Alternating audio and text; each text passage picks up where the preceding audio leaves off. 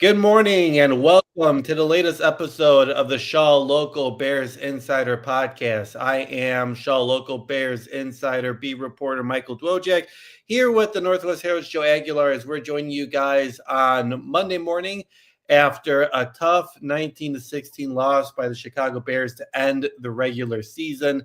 Tough way Sunday afternoon to end the year with a walk-off kick field goal by the Lions.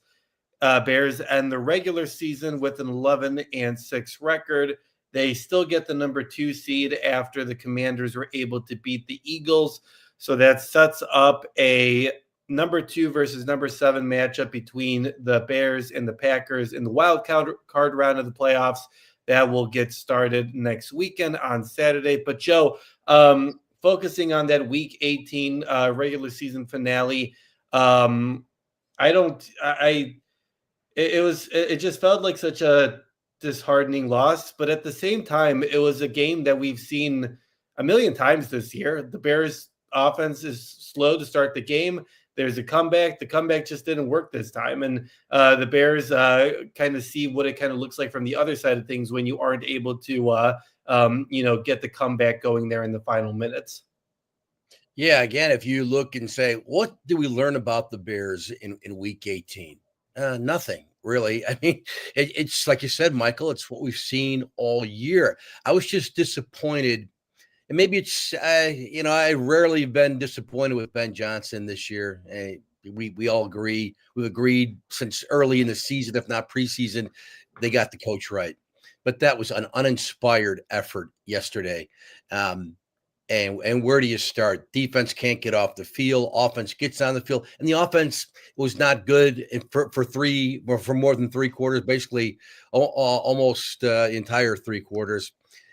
But when they've got to be perfect, they've got to sustain long drives. If they can't do that, this team, as currently constructed, is in bad shape. There's just too many holes defensively. They did manage to get a turnover, and then again, when they got the turnover late in the game, they couldn't do anything with it. This time, the deflected pass, Byard picks number 7 on the season. When they get them, it sparks them offensively, defensively, and you got the one. It was too late, and they couldn't do anything with it. But the offense has to be perfect. And it was not perfect yesterday. And I mean, Michael, I'd put this up. I know it got exciting and fun there in the 4th quarter, and it turned out to be a typical Bears game. But I would put this loss up there. The worst loss of the season was Week 2. We know that, 52-21 at Detroit. This may have been the second worst loss of the season. The Baltimore loss was bad, but this to play, they got lucky, As you mentioned, the Commanders knock off the Eagles. You still get the 2 seed. But I thought that was a real stinker yesterday for more than 3 quarters for the Bears. I just feel like because of it just felt like they didn't meet the moment, right? Like you go from a Week 17 game where, all right, you lose to the 49ers, but man, you go toe-to-toe with them. You're putting up an offensive shootout. I know the defense wasn't perfect by any means, but you're kind of like, all right, like we know what we're going to do. This offense is clicking heading into the playoffs. Let's get a nice little tune-up here against the Detroit Lions, who, are out of the playoffs. They've got a bunch of injuries. They've got a lot of their playmakers out. And instead, you just got a flat performance from the entire team. It wasn't just offense. It wasn't just defense. I think that's the troubling thing a little bit heading into the playoffs. Is it wasn't just like the defense was gashed the entire game. Like the offense didn't really put the defense in a good spot once again at the beginning of the game. So I think that has to be the biggest factor of this game, where you're just like the whole team just came out flat in a game where, I know they didn't need to win the NFC North. They didn't need to win in a playoff berth, but they still needed to win. And Ben Johnson treated it as such, as you got to get the number 2 seed in order to make your playoff path as easy as possible. Some coaches chose to, not play. Like Nick Sirianni was like, I'm just going to rest my guys. Like whatever happens, happens. We'll just deal with it in the playoffs. Some other coaches decided to play, but Ben Johnson the entire week was like, we're playing to win. And I didn't really feel that until maybe late into the 4th quarter. Yeah, you were at home. You were at home and playing a team that clearly enjoyed whipping your butt the first time around. They were aware of that. And, I look, we don't know what rosters are going to look like going into next season for any team in the league yet. But, I bet you the Bears will not be the favorite to win the NFC North next year. And that's a conversation for another day. But you still can't beat Detroit. And if you lose next Saturday or this upcoming Saturday against the Packers, and you still can't beat the Packers when it matters. So there's that too. So it's short term. Let's focus on now beating Green Bay, moving on to round 2. And there's also looking ahead, because as we've said, even Monday, these other teams in the NFC North, including the Vikings, are not going away. This is just not like, well, we do have control of the North now. We're never giving it back, to quote Ryan Poles. No, not at all. So it is short term and it is long term. And that's why another reason why I thought yesterday was important, and they kind of peed down their leg, pardon my language. Thank you to everyone who's joining us on the YouTube stream this morning. We've got some comments going on. Make sure you get your comments and questions in there. We'll make sure to answer them. If you're joining us on Facebook as well, make sure you give us a like, a love, whatever your reaction is. And maybe we'll get some, hopefully no angry faces toward us, but maybe toward the Bears' performance. I'll understand that.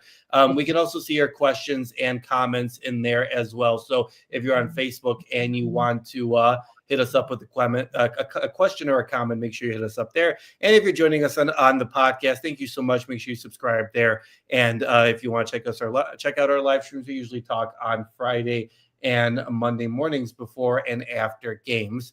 All right, Joe, we'll get into the playoff picture a little bit here, but let's break down what kind of happened here to finish off the regular season with our losers and winners. We had a loss here, obviously, to end the regular season. So we'll start with our losers. What, Joe, in a game that I feel like there are plenty of options here, what was your first loser from a tough way to end the regular season? Well, I think the first several minutes of the game set the tone, and I'm going to put more of it on the defense, not getting off the field. Again, it's not like, hey, this is breaking news. Guess what? The Bears defense can't get off the field. Again, gouged up the middle of the field, whether it was the run or the pass. And again, this is a big league. This is a big boy offense the Lions had, even without Penei Sewell yesterday and no Sam Laporta. But look, you look at the Lions' first drive, first series of the game, 11 plays, 55 yards. They possessed the ball 625. Bears, it's almost like midway through the first quarter, Bears haven't even gotten the ball on offense yet. And then the Bears they get 2 first downs on their first drive, and then they have to punt it away. Lions' second drive, 7 minutes, 11 seconds, 16 plays. The Bears are lucky they've only given up 2 field goals at that point. But that just set the tone. I mean, then you're into the second quarter before the Bears have gotten their second possession on offense. And then the Hutchinson blows past Darnell Wright. It was a bad look for Darnell. Hutchinson's great. We know that. And then they go 3 and out on that drive. I mean, at that point, again, there go the Bears again. They cook up when they have to. And they before you know it, it's touchdown, 2-point conversion, touchdown, 2-point conversion, and it's a ball game. I want to put this on the defense, not getting off the field. At one point, and again, you got to be careful, and I'm guilty of it, of not reading too much in the body language when the cameras pan. But at one point in that first quarter, they pan to Caleb, and he's just kind of like rolling his eyes, looking back, like, can I get on the frickin' field finally? That didn't help the offense at all. And then they go out there and they can't get in their rhythm right away. And here we go. The Lions are back on offense again. I just thought it was an ugly tone. Again, it comes down to the end again. Bears, I don't think. I was going to say that they didn't deserve to win. If you win the game, you win the game. You deserve it. So forget what I was about to say. But I put more of it on yesterday on the defense and the inability. Guys look slow. I mean, guys who've been having good years. Our guy, Nishawn Wright, didn't look good. He looked slow. He's looked slow for a couple of weeks. Michael, I don't know if he's still sick or what. I don't want to make excuses for the guy, but he's had a better season than what he's shown the last 2 weeks. Jalen Johnson looks slow. I don't know. I could just be reading too much into it, but I don't have to tell anybody. It was not a good day for the defense. Yeah, I mean the defense was just I mean the Lions offense was just able to pick you apart up the middle. I mean, they know that you're going to play man coverage, and I thought that, for how much talk there's been about the Lions offense, Dan Campbell taking over, them not playing to the level that they're used to with Ben Johnson, they were still putting up points heading into this game. And that's kind of what we talked about on Friday heading into this game, where it's like, yeah, the Lions are out of the playoffs, but they're still an 8-8 team, and they still have a really potent offense with a lot of playmakers. And you saw that, right? Like it's kind of been the same thing we've talked about the entire season. I know the Bears. I think they ended up with 3 sacks, but for the most part, Jared Goff was able to stand in the pocket all day and wait for the plays to develop. Those cross routes. They take time, right? Like they take time to develop. Like you need to get open. You need to beat the secondary. And when Amon-Ra St. Brown is going against CJ Gardner-Johnson, it's hard for CJ Gardner-Johnson to keep up with him the entire time it takes for the play to develop, right? Or Nashawn Wright or even Jalen Johnson. So it goes back to the lack of a pass rush. They weren't really able to get Jared Goff, and I thought it was interesting. I feel like Dennis Allen did blitz a good amount. It just goes back to what happened in that first Packers game, right? Like the Bears were blitzing, they just weren't able to get home. And when you're not able to get home, that causes a lot of man-on-man, one-on-one coverages. And your secondary can only do so much for so long. So, yeah, I mean, that part wasn't surprising to me it's been something that's been happening all season, right? Like the Bears have been just getting, if they can't get to the quarterback, their man-to-man coverage just doesn't work, right? Like these guys can't keep up with, these type of, the Jamison Williams of the world or the Amon-Ra St. Browns for 5 or 7 or even 10 seconds sometimes, because Jared Goff just has a lot of time. Obviously, I'm being, a little hyperbolic there with that 10 seconds, but you guys get the point. Like there's not much of a pass rush in order to force Goff to get out there. Goff stays in the pocket. He doesn't like emit or anything like that. He'll stay in the pocket until the play develops. And a lot of the times you just saw 5 or 6 seconds cross route, you pick up 15 or 20 yards. And that's just what the Lions kept doing. Rick, with a really interesting point here as well, with the secondary struggling, why was Tyreek not used at all on Sunday? I thought that was an interesting point as well. I think just looking at the snap counts now, I don't think Tyreek Stevenson had a single snap, which is a little bit surprising. Where I saw at the beginning of the game, obviously they went with Jalen Johnson and they went with Wright on the outsides, and I was like, all right, they're probably just doing this platoon thing. But it was interesting that Tyreek's not in there, because I thought at the beginning of the season before the injuries, Tyreek was playing really well. He got a couple of nice plays here and there. That was interesting. Well, maybe we'll get a chance to ask Ben this today or Dennis Allen on Wednesday, but there was no solution to that. The Bears really couldn't stop the Lions from really throwing it up the middle. And for the Lions, I mean, that just was their bread and butter, right? Like, obviously, I know they ran a little bit here. They ran some outside stuff on the perimeter by the sidelines. But for the most part, Jared Goff just stood in the pocket, wait for this play to develop. And most of the times, he was able to just hit him up the middle. Yeah, remember Tyreek, I think it was week 3, the Dallas game, where he had a great game. And then I think he followed up with a pretty decent game the following week, maybe at Vegas, if I'm getting that right. Yeah, yeah, that interception in Vegas. Yeah, when we were talking about, like, boy, if you can get that out of him every other game even, you're in really good shape. And then he's kind of disappeared over the course of the season. Injury, I don't know, too, if he's sick. I don't know what's going on there, but yeah, I keep him going forward in the next season. I don't know what the plan is with him. They've got a lot to figure out in that secondary too, with guys who they're going to resign.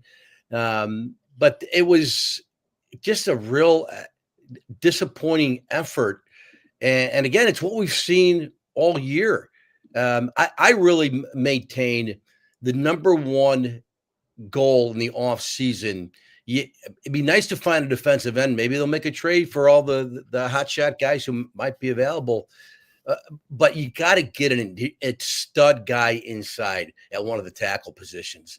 To me, you got to address that or end. I would almost say, the more I think about it and the more I've seen, is getting a stud guy in the middle of that line is priority one. Yeah, it'll be a big, interesting thing to watch during the offseason. All right, let's move on over now to my first loser, and Yeah. it's quite honestly the first half offense. It's terrible. It's not good.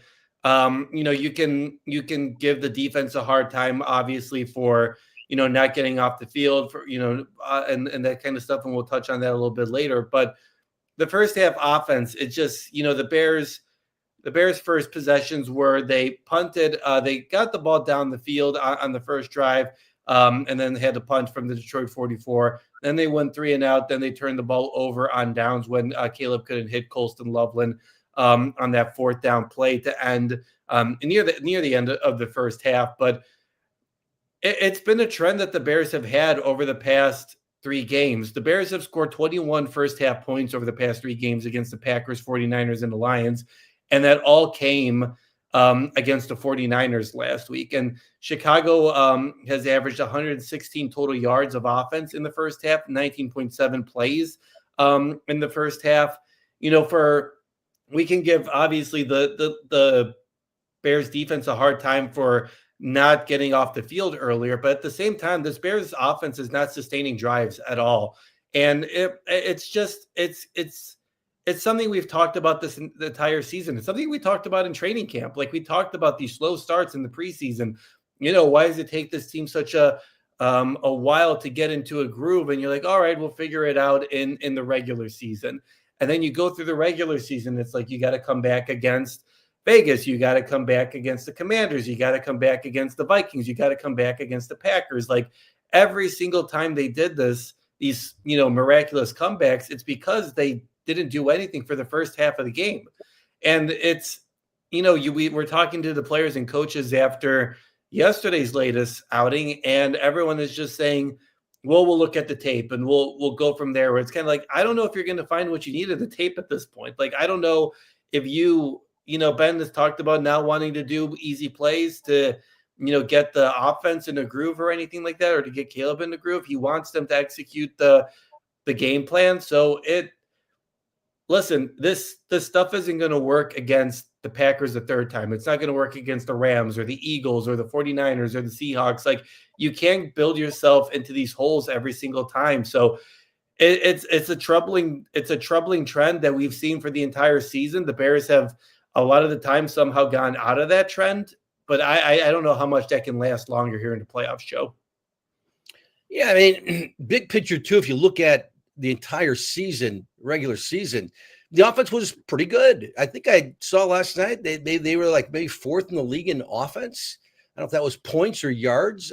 I don't know if that's accurate, but we've seen all 17 games. We know it wasn't a polished offense. It wasn't Detroit's offense. It wasn't San Francisco's offense. We can go on and on. There's still a lot of flaws with this offense, despite the story of the year. The offensive line managed to stay healthy, essentially, alongside that left tackle position. They stayed healthy, all those guys, Dahlman and Tooney and Jonah Jackson. Darnell had one little injury, but he was essentially healthy for almost the entire season. That was amazing. They ran the ball. It seems like the last couple of weeks, again, you kind of got into the shootout with the Niners. But yesterday, when the run wasn't successful, they didn't stick to it. Because you look at Swift, Monunga, you look at their numbers for the game the last couple of weeks. The yardage is nothing to wow you, but the yards per carry is what they've been doing all year. I mean, Swift, kudos to him, by the way. I think he went into the game, needed a couple yards to set his all-time high for yards in a season, but he got it. But he was quiet the last 2 weeks. I didn't quite understand that. But yeah, he finished with 1087 rushing, a little better than he had with Philly a couple of years ago. But good for DeAndre Swift. But they just didn't seem to run. They have the last 2 weeks again. They haven't seemed to run the football and be more committed to it, because that's what they're best at. Yeah, on that first drive, they were running the ball really well, and then obviously they get into that situation where the blocking wasn't too great, and they kind of forced themselves into that third and long, and Caleb is just forced to spike it because he just got blown up pretty quickly. But yeah, I mean, we'll see. I don't know what the solutions are here at this point. They've been able to do it even in the 49ers game last week. they didn't score on their first two possessions, and it seemed like it was going to be a long day. Like if the Bears don't get that interception from TJ Edwards and return it for a touchdown on the first play, that has a big potential to be a 14-0, 21-0 game because the Bears offense was kind of starting off slow again. They were just spotted 7 points that time around. So, it'll be interesting to see what are the solutions at this point. I don't know if you just gonna go back to the Philly game plan.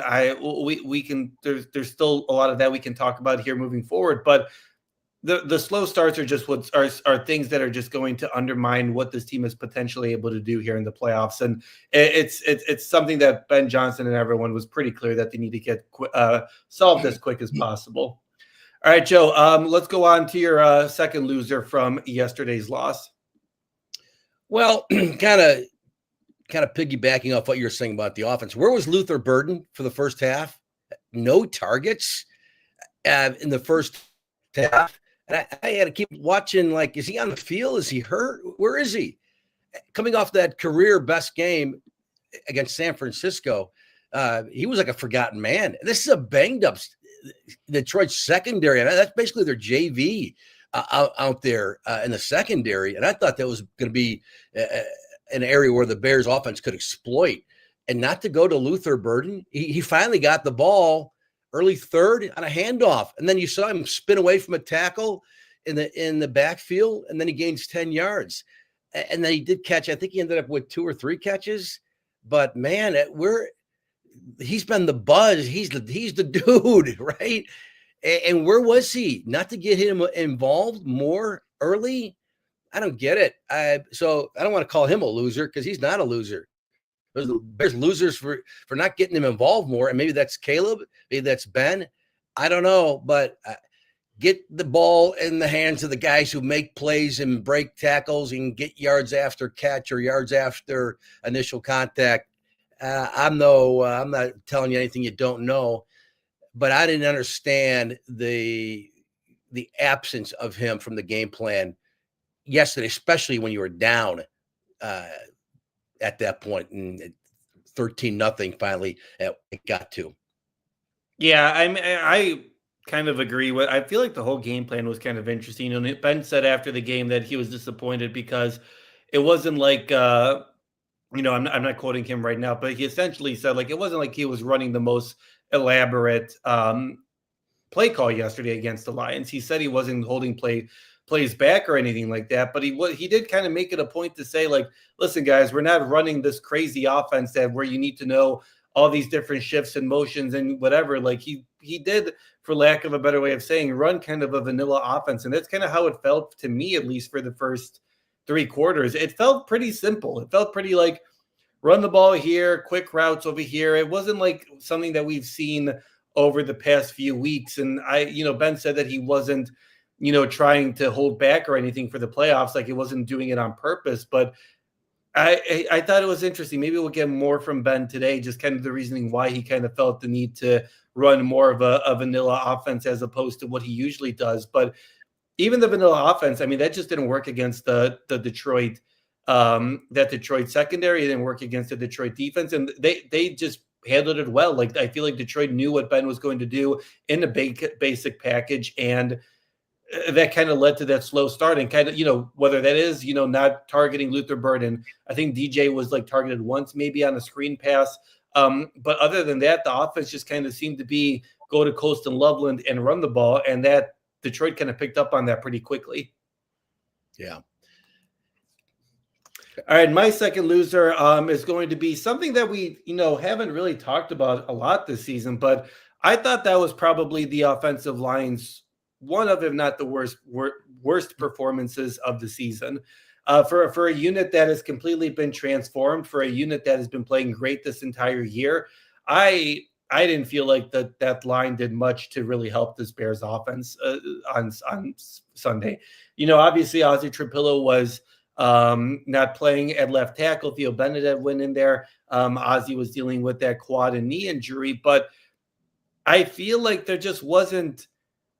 There wasn't much penetration with the run game. There wasn't much, Caleb had some time, and but I feel like he was kind of rushed in some opportunities. I just feel like the Lions just were able to take advantage of that offensive line. And that's not something that we've said a lot this season. I feel like a lot of the time we've been like, man, this offensive line is just dominating. They've really found a groove. They're the reason why this offense is doing so well. But on Sunday, I just felt like there weren't really answers. I thought Theo Bennett, looking at the first half, I rewatching the first half. I thought he got beat a couple times. I didn't feel like they were really setting the tone on the right side.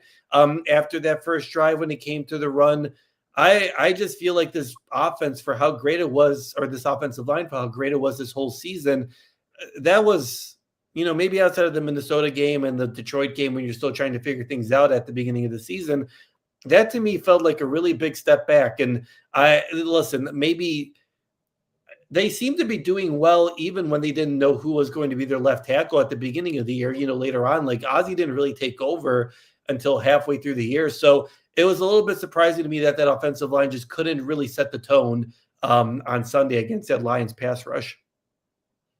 Yeah, I agree. It's a good point on your part.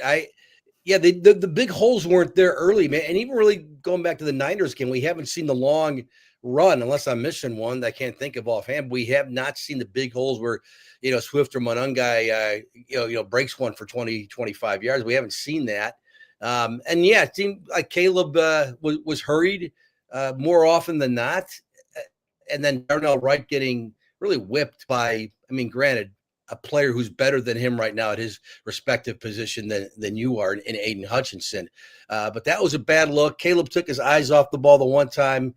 Was it the one late? And then it was like, then the intentional grounding. There was some bad plays before they even got materialized. And I don't know what's going on there. That was a wounded animal you were playing yesterday at Soldier Field, and you couldn't take advantage of it. The Lions looked. Someone said, or I heard it from someone like how they lost 3 in a row, going into that game, and it was the secondary. The defense is banged up, and boy, they didn't look it yesterday. They looked like they had the better defense than the Bears did. Yeah, they were really able to just take advantage and shut them down. Rick chiming in, asking where did our running game go to? Hope it doesn't disappear versus Green Bay. And, I would agree, after running for 281 yards against the Eagles on that Black Friday game, the following week they've responded with 138 yards. Like they put up, 138 against the Packers the first time, 142 against the Browns, and 150 against the Packers the second time. But then against the 49ers, you go for 110. Obviously, that became more of a passing game pretty quickly, so you didn't run the ball. But 65 yards against the Lions. We talked about it on Friday, Joe. Running the ball is your bread and butter. Setting the tone is what you have to do offensively, and they started to do that on Sunday against the Lions, but for some reason just kind of went away from it in the second drive. And I know you want to get the passing game going. I know you want to do all that stuff, but just especially with what the defense has clearly shown you that it's a bend and don't break defense. They can stop you in the red zone. They are going to let long drives. So if you know that, I would try to run the ball as much as possible to bleed as much clock, right? Like give your defense a chance to catch its breath. Like I know obviously the defense isn't putting you in a good spot to succeed, but at the same time as an offense, you can't worry about that. You got to deal with your own stuff, and you got to, hold on to the ball as much as possible. So maybe you can, bleed as much clock as possible and maybe give yourself a better chance to win. And I just don't feel like the Bears have done that here in the last few games, where they just don't really run the ball effectively. And I think part of that is just the offensive line play that really hasn't been the same here the last couple of weeks. I think the other big problem with this too is, I know we've talked about it ad nauseum this year, but the lack of the low percentage of passes being completed. I know people don't like to talk about get off the 60%, 70% thing, but that matters too, because we see too much of this early. And again, as good as Caleb has been for the last month here and making so many heroic throws, and he's been really good, the completion percentage remains low. And why does that matter? It's because you're stopping the clock, and right now you got a 1st and 10. You get maybe the run doesn't work. You gain 3 yards or 4. It's not enough, and now you go into throw mode, and it's incompletion and completion for whatever reason, and that's why it matters. That's why if you can just complete a little dinker for 5 yards, an easy throw, then you can keep the ball, keep possessing. Now you got the defense on their toes a little bit. And that doesn't happen because, Caleb ended up, we know he didn't get the 4,000. He was just a little shy, but he ended up completing for the season 58%. Ben wanted it at 70. Maybe that was a little too optimistic, but it's got to be better than 58. And that was consistent throughout the year. And I said it about maybe a month ago, like maybe this is just something like that. It is what it is for the rest of the season, regardless of even if they make the playoffs, which they ended up doing. That's got to be figured out in the offseason. And that's pretty much what, we really didn't see much, if any, maybe not at all, progress in that regard. And that's why when you look at the efficient offenses, whether it's a team the Bears have played this year, Niners, Lions, whoever, this is the difference. This is the difference. Completing a high percentage of passes to keep your offense on the field, and in theory, it should make your running game better. We haven't seen it. So until they get that figured out, it's not going to be Saturday night against Green Bay and the world is great and the offense is going to score 40. It's going to have to come, if it comes, in the offseason to get that worked out. And then you'll see just a more effective, proficient offense. All right, Joe, what's your final loser from Sunday's loss? Well, I don't know if I've mentioned him all year, but Andrew Billings, who's a likable guy. You've talked to him, I'm sure. He is, for those who weren't around, and including you because you weren't born yet, the 85 Bears, he's the fridge. He's just a big tub of fun. And that was the fridge. This is Andrew Billings. But my goodness, the first encroachment penalty, maybe he's trying to make a play. I get it, but that was costly. That was the Lions were up, if you remember, only 6-0, but they were putting together another dang long drive. And now it's 4th and 1 from their own 33. And, Dan Campbell, he's going for it from his own 33. You snuff him there, you're in great position. And that's a momentum-changing play. Instead, he jumps, encroachment, first down, 6 plays later, it's Goff to Gibbs, touchdown, and it's 13-0. And then he did it later in the game. They got away with it because it was the drive that ended up with the interception by Byard. But Andrew Billings, tough man. I know he's not paid to sack the quarterback. He's paid to stuff the middle. It was not a good year for him. I like him. You tell me, Michael, he's a fun dude, but that was a costly encroachment penalty, and then he did it later in the game. Yeah, you almost can see his butt there. His pants are falling down. He's such a big dude. But that was I don't want to call him a loser because he's not a loser, but that was disappointing. Yeah, I mean, the first time when the Lions were going for it on 4th and 1, you knew they were trying to draw you off sides. Like that's the one thing you got to do. Like you got to just look at the ball. You can't fall for the cadence. You're at home. You just got to be able to not fall for what is clearly like the carrot, right? Like quite on, like that's what they were going for. Like Dan Campbell's obviously going to go for it a lot of the times, but it could have been a situation. That's the last thing you can do. If you give up a yard or two, okay, whatever, you live to fight another day, but you can't be the reason why they give it up so easily. And there was another encroachment penalty too later on in the game. And that's just undisciplined play, right? Like again, in a game where it's not win or go home, but it's still a really important game for you and making your playoff path as easy as possible. Everything just has to be right. You have to be disciplined and all that sort of stuff. And those were some costly penalties, and that was a tough situation. And that'll go into my last loser. The Bears dropped a lot of passes again, and it was. Johnny Walker had a potential big. I know he made it up later for that touchdown catch, but he had a big 20-yard pass, at least 20, if not whatever. Caleb was able to scramble. DeAndre Swift on the next play wasn't as easy. It's kind of hard to keep up with Caleb sometimes when he's scrambling. So, I mean, it's easy to say for us, keep up with him. But it's like when you don't know where he's going to be or where he's going to place the ball, it's kind of hard to keep up with him. But Colson Loveland on that 4th down catch, it's a hard catch to make, but he's been making it. So maybe we've been taking it for granted, but that felt like an opportunity to make a catch.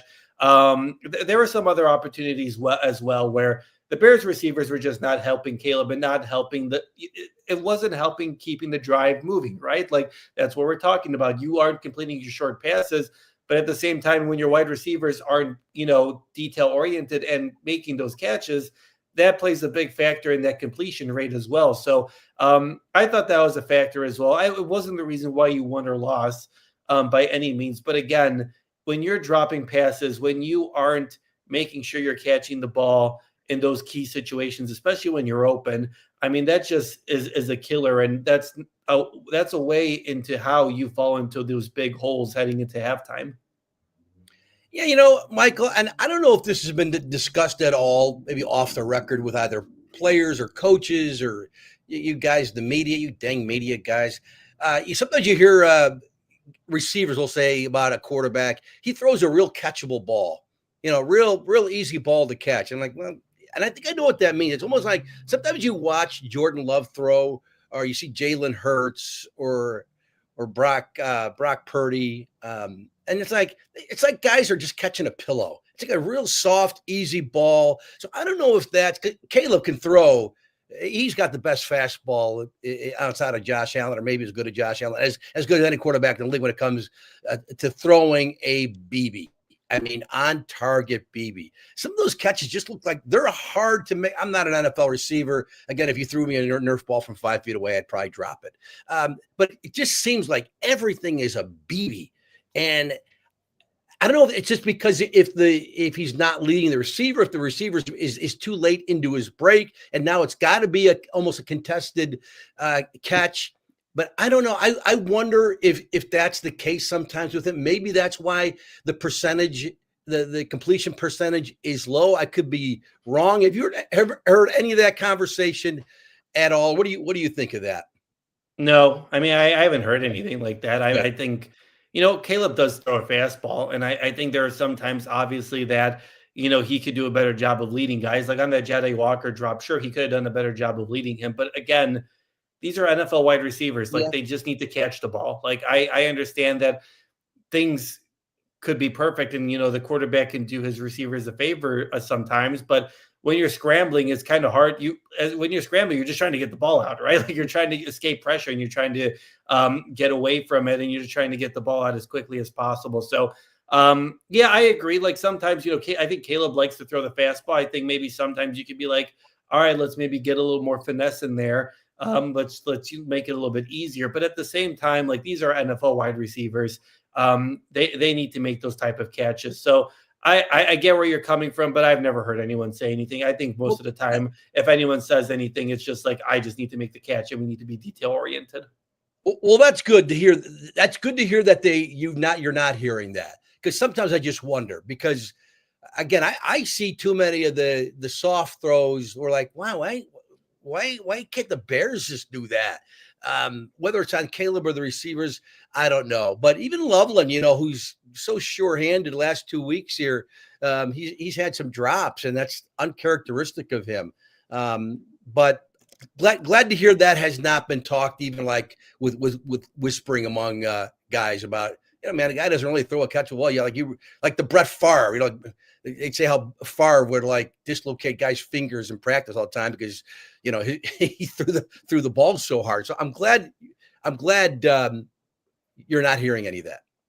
Yeah, I'm definitely not. I don't know. I think guys the entire year, there was a moment, I forget when, maybe it was after DJ, had that -4 performance or whatever, but people were asking like, what's going on? Like why, like, I think he had a drop or whatever. And he said, well, he slipped or whatever. And he said, well, they're my feet. Like I need to make sure I'm doing a good job. That's been what the refrain has been for most of the season. All of these guys are taking accountability. Caleb will take accountability. He'll say he'll need to throw a better ball and that sort of stuff. But the wide receivers will also say, like, I just need to catch it. Like they're NFL wide receivers. Right. And, they're paid to do this. Like it's not like you're, Joe Schmo in high school and you need a perfect pass by any means. No, I mean, and they never would. They're not going to throw the quarterback under the bus. I mean, they've all done this enough in their life. But sometimes, there are whispers. There are things that are said. Maybe a coach leaks it to a media member or whoever, but I wouldn't expect DJ Moore or Luther Burden to say, the guy just took a little off the pass. Maybe give me a little easier ball to throw. That play could have been executed better. So anyway, thanks for answering that. Yeah. All right. Let's keep this thing moving. Let's move on to our positive here, our winners. Obviously, listen, the Bears had a chance to win. They lost on a walk-off kick field goal. Joe, what is one of your winners from Sunday's loss?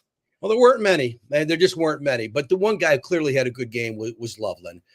We've been asking for it. I've been asking for it. More Loveland. More Loveland. And we finally had it yesterday. 10 catches, career best. It was not his career best for yardage. I think he ended up with 90-something, but he had more. I think with that Bengals game when he had that touchdown grab. I want to see that highlight somewhere again. It was so fun. But Colston Loveland, I mean, he's become the go-to guy, especially with Rome out. Thought it was going to start being more and more of a Luther Burden. We didn't see that yesterday, unfortunately. But Loveland, they got a star here. I mean, he ended up as their leading receiver yardage-wise, 713. Ended up with 58 catches for a guy like we thought, is it going to even have 20 catches on the year at this rate? Remember at one point, I think he was averaging like 2 catches a game. And then I think I wrote about it. I think it was the last 13 games for him. He had at least 3 catches in a game. Not that 3 is going to, get you to the Pro Bowl if you average 3 a game. But I just think the emergence of him has been really fun to watch. I think he's great. I think he's a future Pro Bowl player. And 10 catches yesterday. Let's see more of it Saturday night against Green Bay. Yeah, I think for anyone who had questions about Colston after the draft and was like, you're taking who at number 10? Like, what are the Bears doing? Like, the Bears got a stud at number 10. I think obviously that number would look a little bit different if Rome didn't miss the last 5 games of the regular season. I'm sure he probably would have been their lead wide receiver. But still, for Colston to be such a it's very clear that Colston is Caleb's guy in critical situations. I wrote about it on Saturday in our weekend feature. He's just a sure-handed guy, and I know he dropped that pass on 4th down, but before then he caught a 4th down pass, which he was 5 for 5. Now he's 5 for 6 on 4th down catches. He's just a critical guy who's going to be so important to your offense here moving forward. And he's a big reason why you're encouraged moving forward. Like, you have all this young offensive talent under team control, where this isn't the situation where you're like, well, do we have to pay so-and-so? Like, he's in his first year. Burden's in his first year. Rome and Caleb are in their second year. All this offensive talent is so young and under team control over the next 4 and 5 years. And I think Colston's development with Caleb has been great. And it's exactly what you needed to see moving forward. Could other guys have gotten more involved? Sure. I don't know whether that's a Caleb thing or whether that's a Ben Johnson thing. But you have to be really encouraged that your number 10 overall pick is your top wide receiver in the regular season and has made a lot of big plays throughout the season. All right, let's move on to my first winner. My first winner, I'll go with Kevin Byard. That guy just is always in the right place at the right time. You can call it luck. I think it's just he studies well. He just is always at the right place at the right time, because he talked about it this year about, I think Kevin is a year older than me, but he's considered old. I don't know what that means for me as a reporter, but yeah. Listen, Kevin, for being quote unquote old or like on the other side of his career, right? He's made up for it with, maybe he can't run as fast as he did in his first couple of years in the league, but he's always in the right place at the right time because he's studying tape. He knows where the ball is going to be. He knows where the play is going to be. And that, Brisker, tips the ball. Kevin is right there. That's because he knows where to be in those critical situations. He's swarming the ball. He knows where to be. And it's just a kudos to him for what he's been able to do this season. He ended the season with the league lead with 7 interceptions.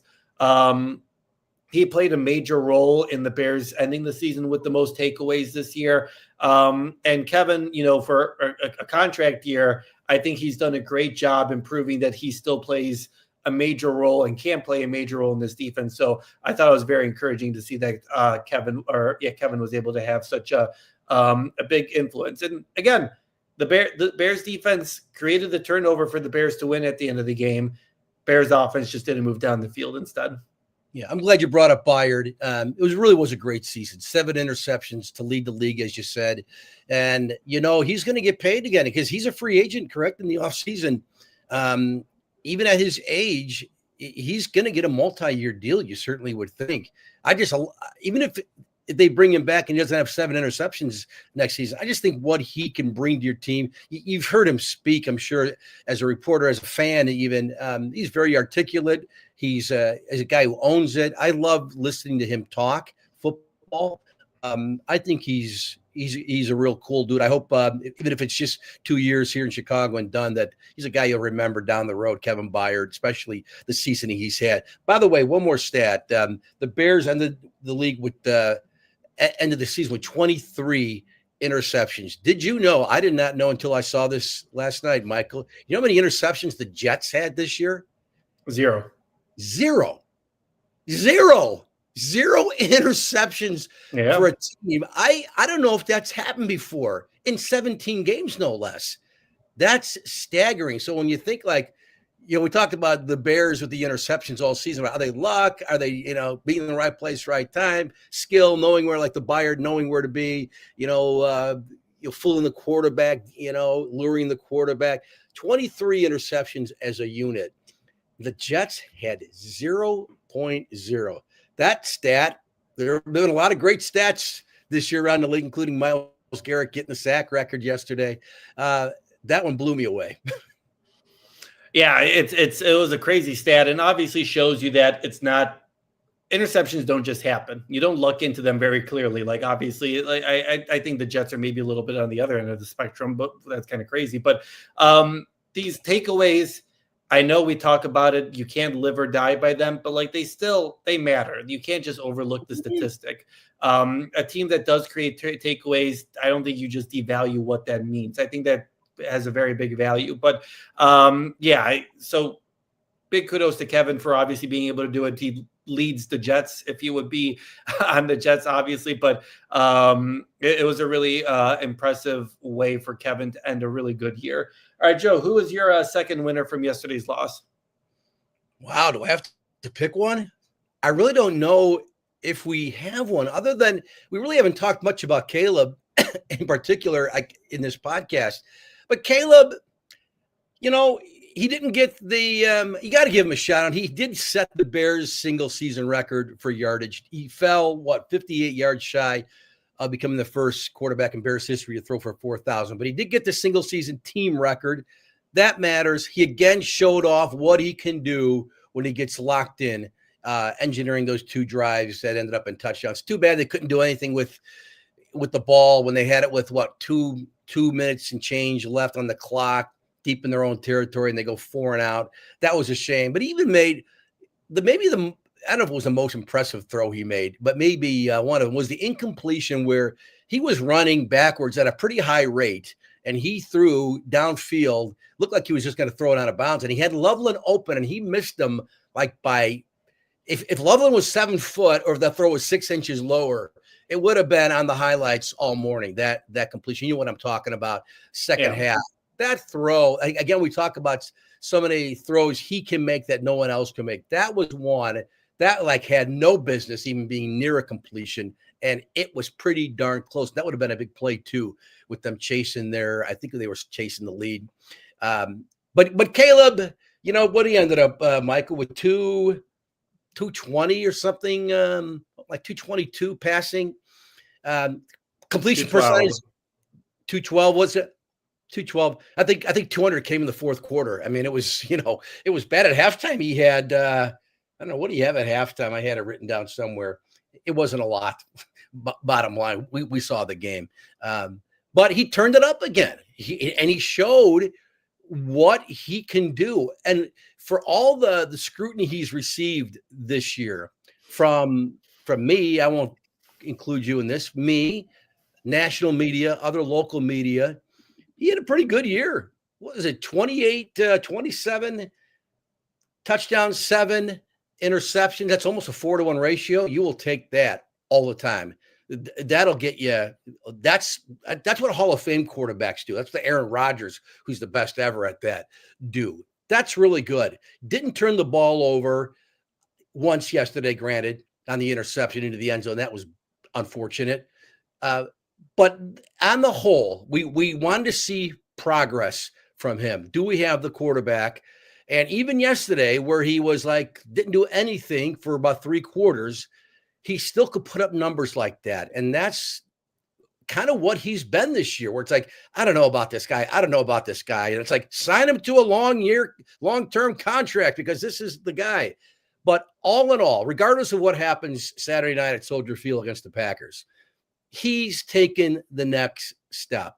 And I think, look, if he throws for nearly 4,000 yards and 28 to 27 to 7 TD interception ratio, if he does that when he's not even a finished product yet, we should be smiling in Chicago because those numbers will get better. And so, Caleb, he's been criticized a lot this year. He'll still be criticized going forward, regardless of what happens in the playoff game. They're going to be the haters, but I'll take it. I'll take it. I think they got the pick right, even though Drake may end up being the MVP of the league this year. Kudos to Caleb. It wasn't great yesterday, but on the whole, for this season, thumbs up. Yeah, I mean, Caleb kind of downplayed the record. He said, Sure, whatever it is, what it is, it's a number. I don't expect anything else after a game like that where he loses. It never really was about the number. I feel like the media and fans were the only ones who really cared about the number, about 4,000 yards. I don't think they really cared about it that much, but it still means something. It still means something for him to pass the record. It's insane that Eric Kramer had that record for 20 or 30 years in the modern NFL. Like it was wild. So it was good for Caleb to do it. It was good for Caleb to once again show you that in critical situations, he can lead you on 2 drives to win the game.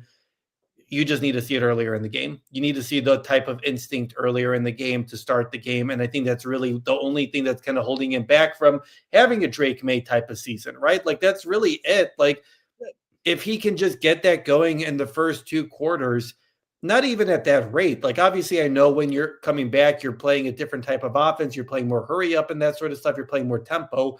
But you still got to pick that up in the first half. But I agree. It was a good moment for Caleb. So congrats to him on becoming the Bears' single season passing leader. I don't doubt that if he has a healthy season next year, he'll get to 4,000 pretty easily with the way that he's been able to go. Well, I'll say one more thing about him not mentioning the record. Like, I don't care, we lost. That's what you want to hear. You don't want to hear the guy says, hey, man, I really wanted to get 4,000 yards here. I know it stinks that we lost. I was thinking about 4,000 going into this game and all last week at the beginning of this. You don't want to hear that. So he's saying the right things. And if you believe he's telling the truth, which I think he is, that's good. That said, with any sport, the stats, they do matter. Guys should have goals going into the season. I remember one year Jonathan Taves was having a bad start to the season. This was during the Hawks heyday. And he'd only, I don't know what he had. He didn't have a lot of goals to his first 12, 15 games or something. And the great Jonathan Taves will be in the Hall of Fame one day. They said, does that matter? He goes, yeah, it matters. I look at it. He goes, that's one of the stats I judge myself on, scoring goals. And I need to be better scoring goals. And then he ended up having a great season, as he always did in Chicago. So guys, you got to look at it. They're measuring sticks. And guys should be looking, not to mention incentive-wise with contract. That's a whole nother thing because guys, they're in their contract, their clauses for certain numbers they hit. But they're important. But he says the right things, and I believe in what he says. So to me, that's another sign that let's not give up on this guy. Not that anyone's giving up on him, but that's a good thing to hear when he says it doesn't matter. All right, I'm going to keep us moving here. We got a bunch of stuff to talk about here a little bit quickly here now as we're going a little bit here. My other winner is going to be, for how bad the Bears, defense played at times. I do think they took a big step in the right direction, and that's with the red zone defense. Detroit went 1 of 4 in the red zone. That's after, the 49ers scored on all 5 of their trips the previous week, or 4 of them. And then, it kind of goes back to the trend of, against the Packers in week 16, the Packers were turned away on all their trips, and then the 49ers scored on all their trips. So it was encouraging to see that the Bears were able to turn them away on 3 of those 4 trips. it's an encouraging sign. It's the reason why this game was close to begin with. If they let up one of those 2 touchdowns, I think it's going to be much harder. But I do think it's a step in the right direction. Now, the other key statistic will be the Detroit Lions were 6 of 13 on third down. That's too high. You need to get that lower. You need to stop them earlier to avoid those red zone trips. I grant you that. We spent the whole first 30 minutes talking about that, but it is an encouraging sign to see that this defense was able to pick up critical stops in the red zone, because that's what you're going to have to do in the playoffs. Yeah, and I think also part of it's just the whole reality that, like any NFL team, a defense, you're better when the field is short. When you're playing on a 25-yard field, all of a sudden there's less room.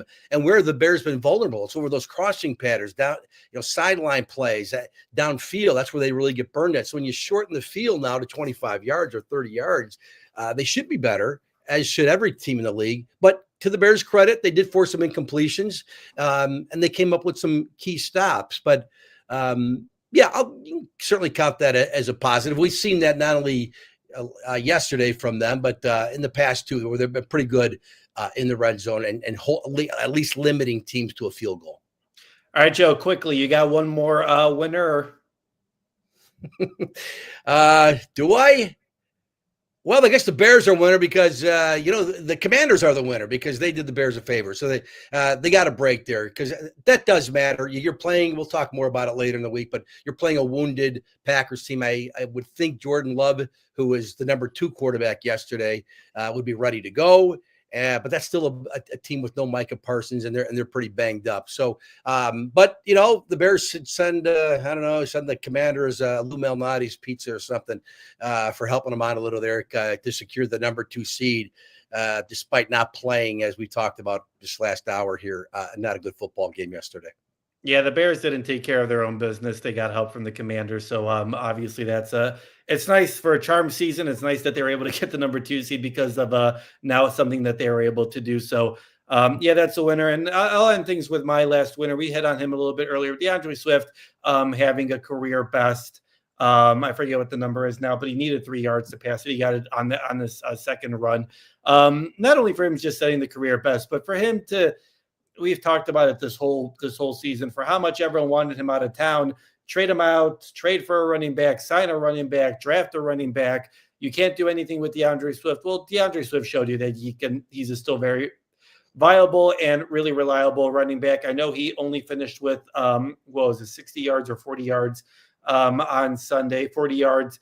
I don't really put a lot of the onus on him on that one. I think that's more play calling and blocking than anything else, because I feel like when DeAndre Swift got an opportunity on Sunday, he picked up big yards. He picked up chunk yards. It just wasn't really working otherwise for them. But big kudos to DeAndre for having a big bounce back season, for proving to everyone that he can still be a difference maker in this offense and in this league.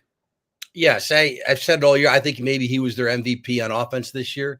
He ended up with 1,087 yards, averaged 4.9 a carry. That's good. Is he McCaffrey, Bijan, Saquon? No, but he's a good running back. I mentioned way back in the beginning of the year, Michael, that 20 years ago, 20 years from now, we're watching the 30-30 on the 24-24 NFL draft and having a couple cold Pepsis. Well, and we're talking about the worst running backs in Bears history. His name will not come up. He's a good football player, and I think he showed it again this year. Every running back needs help. Look at Saquon Barkley this year with the offensive line. Every running back needs a good O-line, period. He had a good O-line this year, and he did what he does. I think he's a good football player. I'm happy for the season he had, and I'm very cool with him coming back next year and doing more of the same. All right, Joe, we're going to turn the page here to, like Ben Johnson said, the next season. The playoffs will start next weekend. The Bears will host the Packers on Saturday night. They'll do the 2 versus 7 matchup. The 2 versus 7 matchup sets up, if the Bears win that game, they get the 3 versus 6 winner, which is the Eagles and the 49ers. Bears will have at least 2 home playoff games if they're able to win, potentially 3 if the Seahawks somehow lose. I don't see how I guess if it's the Seahawks play the Rams, that could be a tough matchup for them. But Joe, we'll get into the preview stuff. We'll get into all that stuff on Friday when we preview the wild card round. But your general thoughts about the Bears' path in this Super Bowl, and your thoughts about. I personally was kind of surprised that they get the Saturday night game. It's shoring things up a lot here. This means that they practice Tuesday, Wednesday, Thursday, are off Friday, and play Saturday. And something that was kind of interesting to think about. This Bears team hasn't had a off week since week 5 from the beginning of October. And it goes to kind of the mindset of Nick Sirianni last week being like, the guys need a bye week. They just kind of need to regroup. We'll deal with the playoffs later. I'm interested to see how that kind of plays a role here in this matchup because the Bears are probably tired. I mean, every team is tired. Every team is beat up at this point. But with the short week and all that kind of stuff, it's just a really interesting path here for the Bears starting on Saturday.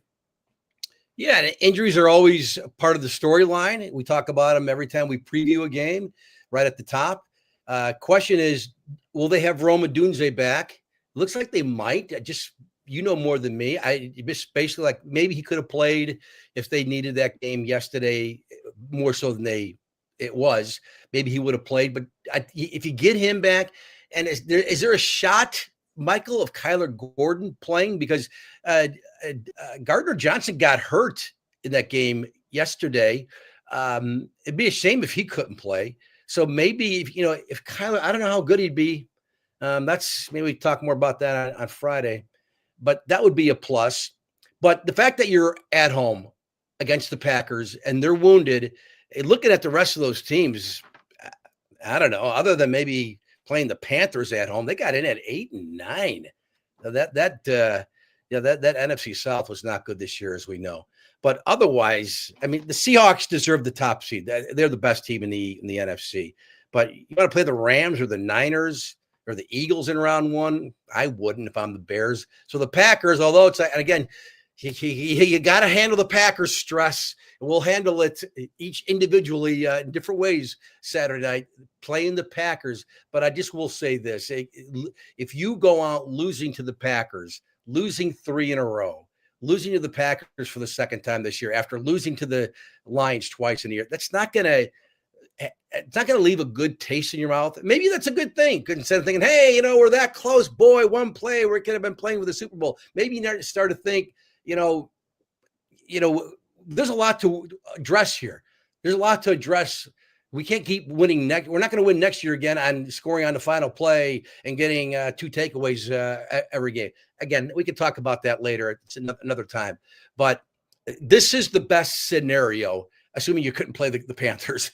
But playing the Packers at home, knowing just the Packers are beat up. I'm going to assume Jordan Love is going to play. We'll learn more later. But that's you'll take this at home against the Packers. It'll be crazy Saturday night. Yeah, I will say for how much the Bears want to play the Packers. I think the Packers want to play the Bears. I mean, other than the AFC, obviously other than the Panthers. I mean, if you're the Packers and you're watching Sunday afternoon, are you really scared of the Bears? Like Jordan Love, you can throw it against the team. You can I don't. If you're an injured Packers team, you're probably looking at the Bears and you're just kind of like, all right, we could do this. Why can't we do this? I don't think anything that the Bears did on Sunday brought fear into Packers fans or the Packers at all. I'm sure they're probably upset about how things ended last time. So I think both teams, it's kind of funny. I think both teams are kind of like, we got the great matchup. So yeah. we'll see kind of what that kind of looks like on Saturday. Rick asking here, do you expect Gordon or Rome back versus the Green Bay Packers? I'd expect Rome back more than Kyler. I think Ben has kind of left it open with Kyler about being back in the playoffs. He could potentially be back. It's on the table. Rome obviously came back on Friday in limited fashion. There was zero chance that he was playing on Sunday. That was just get him back in there and that kind of stuff. Maybe add a little trickery or whatever. Not that Ben was messing with the injury report. I do think that there was no shot that he was playing against the Lions in the regular season. But I do think there's a good shot, especially if he's able to practice tomorrow. I would imagine tomorrow is a walkthrough because they're trying to conserve. So I would imagine tomorrow's a walkthrough. Wednesday and Thursday are going to be practices. So those will be really interesting to watch because, listen, you need Rome. I think you've shown that you're able to weather the waters or the storms or whatever the phrase is for a little bit here. But you do need Rome back. He is your top wide receiver. Yeah, yeah. Um, they need all weapons here. It's a go. But Rome was the go-to guy right before he got hurt and missed the last 5 games. But there's a reason why he was the 10th overall pick, and we saw progress. Like he was on pace to have a pretty good season. Then he got hurt, and all the numbers are skewed now for him. So, but getting him back would be huge. And then again, we'll talk more about it Friday. But the status of Jordan Love. I'm assuming he'll be ready, and how effective will he be coming off the concussion? But you're right. I mean, if you look, I bet the other the Packers, like, who would we prefer to play? Panthers. And the second team would probably be the Bears, or maybe it's the Bears first. So I think that's probably the case. I think most people would agree with that. All right, guys, that's everything that we got for this Monday morning. Thank you so much for joining us. If you joined us on the YouTube stream, thank you so much for all your questions and comments. Make sure you hit the like button. We appreciate it. If you like us on Facebook as well, give us a like and heart there. We really appreciate it. And if you're joining us on the podcast, thank you so much for joining us there. Make sure you subscribe there and write a review. There's anytime we get a new podcast, if you subscribe, you'll get your latest episodes as soon as they're out. So make sure you subscribe to us there wherever you listen to your podcast. So Bears got a short week now because we've got a Saturday game.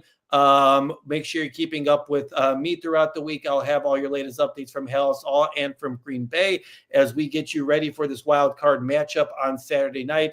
And then we'll talk to you folks on Friday morning as we preview that wild card game. So until then, I hope you guys have a good week, and we will talk to you folks on Friday morning.